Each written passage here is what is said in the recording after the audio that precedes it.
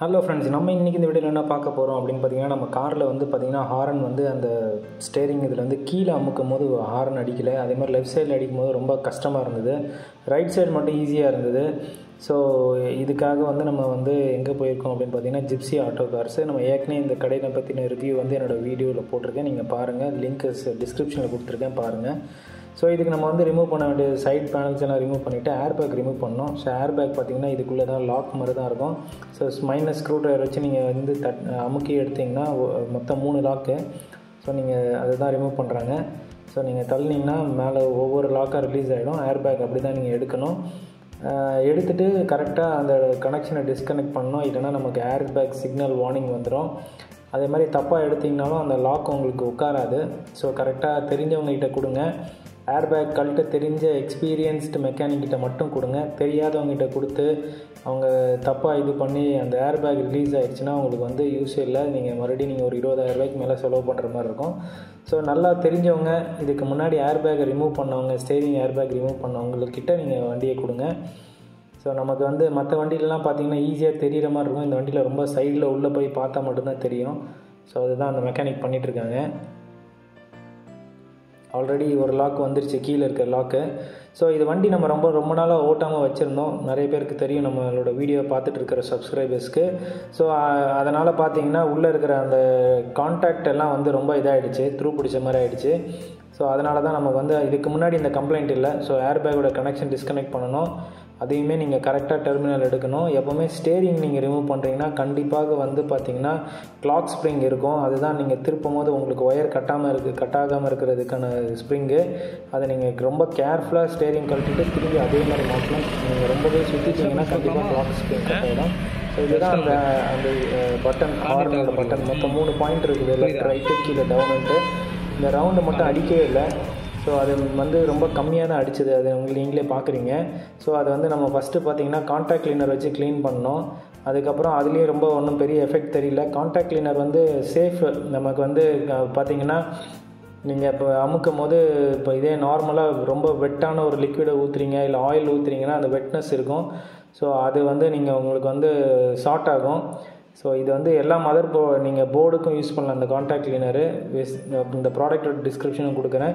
So இதுவும் நாங்கள் apply பண்ணோம். அதுக்கப்புறம் ரெஸ்டோன்ற அந்த ப்ராடக்ட்டை வந்து நாங்கள் திரும்பி போட்டோம். ஏன்னா திரும்பி அந்த இடத்துல த்ரூ பிடிக்கக்கூடாதுன்னு அதையும் நம்ம போட்டுட்டு நல்லா அந்த இடத்த வந்து லைட்டாக தேய்ச்சி விட்டாங்க.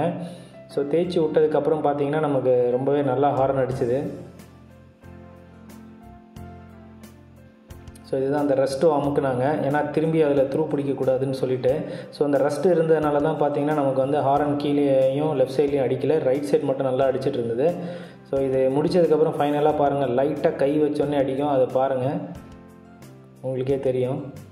ஸோ நீங்களும் உங்களோட சர்வீஸ் ரிக்வெஸ்ட் எதுவும் இருக்குது, வண்டி இன்ஜின் ஆயில் மெயின்டெனன்ஸ் நீங்கள் சர்வீஸ் பண்ணுறீங்க, இல்லைனா வண்டியில் வந்து ஏதாவது ஃபால்ட் அட்டன் பண்ணணும் அப்படின்னா அவரோட நம்பர் டிஸ்கிரிப்ஷனில் கொடுக்குறேன். இந்த ஒர்க் ஷாப் பார்த்தீங்கன்னா கோயம்புத்தூர் நல்லாம்பாளையத்தில் இருக்குது. நீங்கள் வந்து கோயம்புத்தூர் இன்னும் அரௌண்டில் இருக்கிறீங்கன்னா நீங்கள் கண்டிப்பாக இந்த இடத்துல கொடுங்க. நல்லாவே ரொம்ப சூப்பராக பண்ணி கொடுத்தாங்க. சார்ஜும் 20 ரூபா தான் வாங்கினாங்க. ஸோ நல்லா வந்து பார்த்திங்கன்னா அந்த இடத்த நல்லா தேய்ச்சி அந்த இடத்துல இருந்த ரெஸ்ட் எல்லாமே எடுத்துகிட்டு அந்த பின்னை மாட்டி விட்டுட்டு நமக்கு மறுபடியும் ஏர்பேக்கை மாட்டினதுக்கப்புறம் பக்காவாக வேலை செஞ்சுது. ஸோ இந்த வீடியோ நம்ம வந்து பார்த்திங்கன்னா ஆல்மோஸ்ட் நம்ம வந்து ஒரு 2 வாரம் கழித்து நம்ம இந்த வீடியோ போஸ்ட் பண்ணுறோம். ஸோ நம்ம 2 வாரமும் இன்ன வரைக்கும் ஒரு சின்ன பிரச்சனையும் இல்லாமல் ஹாரன் நல்லா வேலை செய்யுது. யூஸ்வலாக நம்ம வீடியோ எல்லாமே அப்படி தான், நம்ம வந்து எடுத்த உடனே வீடியோ போட மாட்டோம். வீடியோ வந்து எடுத்துகிட்டு நம்ம எக்ஸ்பீரியன்ஸ் எப்படி இருக்குது, நம்ம சாட்டிஸ்ஃபைடாக இருந்தால் மட்டும்தான் வீடியோ பதிவு பண்ணுவோம். நம்ம இந்த ஒர்க் ஷாப்பை பற்றி நம்ம கார் சர்வீஸ் பண்ண வீடியோஸும் போட்டிருக்கோம்.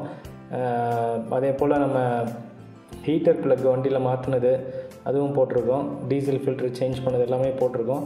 ஸோ ஃபைனலாக நல்லா அந்த ரெஸ்ட்டோவை நமக்கு நல்லா அடித்து விட்டுட்டு அவரை மாட்டி விட்டுட்டாரு. இதை நமக்கு போர்டு இல்லாததுனால வெறும் ஸ்விட்சுன்றதுனால ரெஸ்ட்டோவை நீங்கள் அப்ளை பண்ணுறீங்க. மற்றபடி போர்டு இருக்குதுன்னா நீங்கள் கான்டாக்ட் கிளீனர் தான் யூஸ் பண்ணணும். ஸோ மறுபடியும் நம்ம வந்து ஏர்பேக்கை கரெக்டாக வந்து ஸ்விட்சில் மாட்டணும். இல்லைனா உங்களுக்கு அங்கே ஏர்பேக் இண்டிகேஷன் வரும், நீங்கள் கனெக்ட் பண்ண சரியாக கனெக்ட் பண்ணலன்னா. ஸோ அதெல்லாம் கரெக்டாக கனெக்ட் பண்ணுறாங்களான்னு பார்த்துக்குங்க. ஜஸ்ட் கனெக்ட் பண்ணிவிட்டு ப்ரெஸ்ஸிங் தான், ஏன்னா இது வந்து ப்ரெஸ் லாக்கில் தான் இருக்கும். ஸோ கரெக்டாக ஒயர் நசுங்காமல் பார்த்துட்டு நீங்கள் வந்து ப்ரெஸ் பண்ணிட்டீங்கன்னா உங்களுக்கு லாக் ஆகிடும்.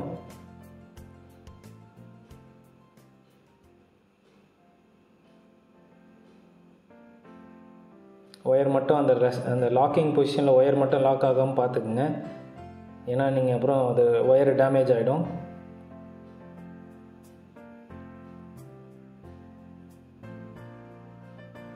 அவ்வளோதான், லாக் ஆகிடுச்சு.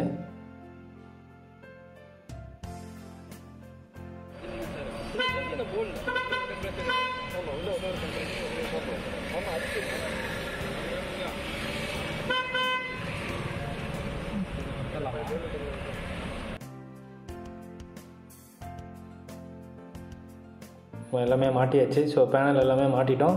கடைசியாக பாருங்கள், நீங்கள் அடிக்கும்போது சவுண்ட் கேட்கும் எப்படி இருக்குன்ட்டு.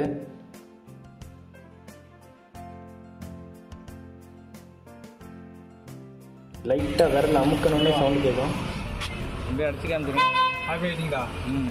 இந்த வீடியோ பிடிச்சிருக்கோன்னு நான் நம்புகிறேன். இந்த வீடியோ உங்களுக்கு பிடிச்சிருந்தா லைக் பண்ணுங்கள், ஷேர் பண்ணுங்கள், அப்படியே மறக்காமல் சப்ஸ்கிரைப் பண்ணுங்கள், அப்படியே பெல் ஐக்கனை கிளிக் பண்ணுங்கள். அப்போ தான் நான் போடுற வீடியோ உங்களுக்கு வந்து சேரும். தேங்க்ஸ் ஃபார் வாட்சிங். Have a good day.